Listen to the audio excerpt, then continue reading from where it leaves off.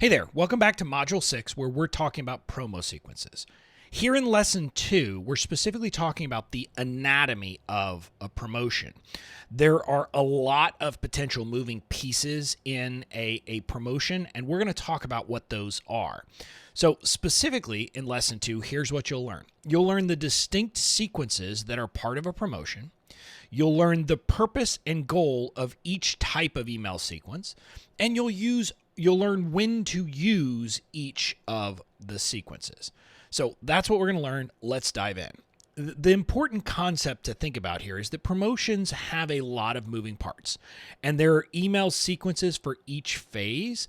So we're going to talk about those, but I want you to understand that kind of a promotion is often a phase by phase process, and you're going to be thinking about the email sequences the same way. Now, a quick note, in this module, we're talking primarily about promotion of a signature product. So something that is not like a $97 product here. We're talking about a bigger product where you're going to do kind of a full out promotion. Now, again, we'll talk about this in different ways in a bit, but think about this module is really about the kind of promotion where you might use a webinar. Now, you don't have to.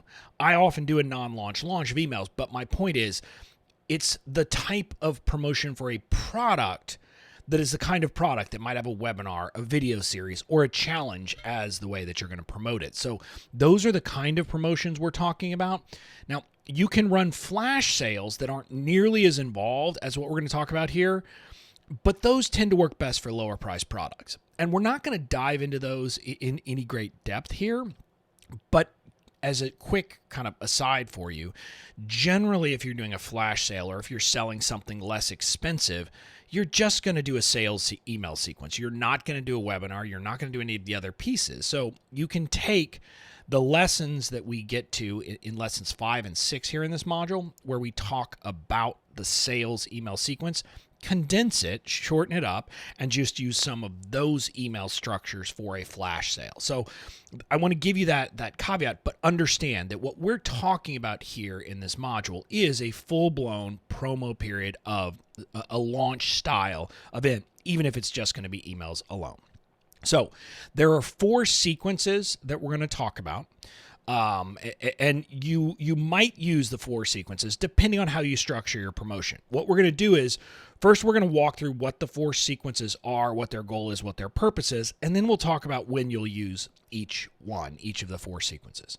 So the first sequence is the invite sequence. Now, it's pretty self-explanatory. The invite sequence, an invite sequence has one purpose: to get people to register for your launch. That is it. So again, this would be inviting people to your webinar, inviting people to your challenge, inviting people to your video series. And in your invite sequence, you're not selling the product or even yet trying to convince people to show up live for your launch. You're trying to sell them to register for the event. Now, remember in last lesson, I said every email, you're selling something. Here, in an invite sequence, you are selling to get them to register for your event. So that's an invite sequence. The next kind of sequence is a show-up sequence. Again, these are not rocket science here in the naming. Your show-up sequence has one goal: get them to attend the launch live. In other words, get people who register for the webinar to show up for the webinar. Get people who register for the challenge to show up for the challenge, etc. So that's what your show up sequence is. And again, at this point, you aren't selling the product yet. You're just getting them to show up for the event. And in the lesson where we talk about this, you're basically selling the benefits of showing up live. So that's how you'll kind of structure those emails. Then the next sequence is the sales sequence. This is the one that you probably think of the most when you think of a promo sequence. Your sales sequence has one purpose: to get them to buy your product. Now, I want to make a point here that I want to get very clear to you. Once you get to your sales sequence, you are done teaching. You are done educating. At this point, 100% of your focus is on coaching them to buy. This is not something that is specific to email, but I want to make this point. I will often see people who, in the midst of a launch, even after they've opened the cart, they're continuing to try to teach, to provide information, etc. That's the wrong attitude. Once your cart open, your focus is on coaching them to buy. You are selling at that point. And so you'll see that in the sales sequence lesson. We're talking, we are very laser focused on getting them to buy. So that's what your sales sequence is. Now, the fourth sequence is what's called a sales booster sequence. And this one is a very specific thing. And what it is if you are not sending the sales email sequence to your entire email list or your entire promo list generally, you still want to give people, for example, who didn't register for your webinar, your challenge, your video series, a chance to buy because maybe they just missed the webinar invite. So you want to make it possible for them to buy even if they don't want to. I want to stress, and we'll get to this more later, but this is a very important sequence to think about. In my launches, I've often had up to or even more than 50% of people who buy are people who did not register for a webinar, even when I was holding one. So giving these people a chance to buy is important and can really boost your sales. So the sales sequence, the sales booster sequence is basically a shorter sales sequence for non-registrants. That's the way to think about it in your mind to understand what it is and how it fits in. So those are the four sequences. Now let's talk about when to use each sequence. And it's pretty simple. If you opt for an event-style launch, a webinar, a challenge, a video series, you'll generally use all four sequences. So generally, you're going to want to create all four sequences if you are going to be using an event-based launch.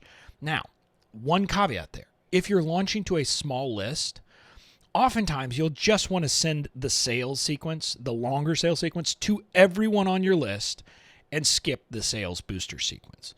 The sales booster sequence comes in like if you have a bigger list, if you're launching something for the second, third, fourth, fifth time, people at some point, you don't want to send a sales sequence over and over again to people who haven't shown interest in the launch. But if you have a small list, if it's your first time launching your signature product, just go with sending the entire sales sequence to everyone on your list. I've done this. This is where I've gotten a ton of sales over the years. So that's a general caveat. Now, for email-only launches, like what I did, what I call my non-launch launch, you only use the sales sequence. So this is an option that you can go. You can sell a signature product just by email. And depending on what it is, I did this with my template library when it was a cart open, cart close type of product, because I found that a webinar was actually just an impediment. It was something that people did not want to attend.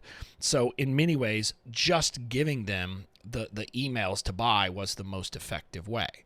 It simplified things, but I want to give you this caveat. I'm not saying you shouldn't use a launch. For many products, actually having a webinar, a challenge, video series is the best way to launch. And I use them now for badass email marketing. So I want you to understand you might use both at different times. But if you opt for an email-only launch, you will generally use only the sales sequence. So the key lesson takeaway is this. There can be multiple moving parts in a launch, and make sure that you have an email sequence that is tailored for each part of the launch. So that's what you want to be thinking about. That's the big takeaway here. Now, in the next lesson, we're going to talk about how to write great launch invite emails, how many emails to include in your invite sequence, and when to send the invite emails. So I'll see you there. Can't wait to talk about invite sequences.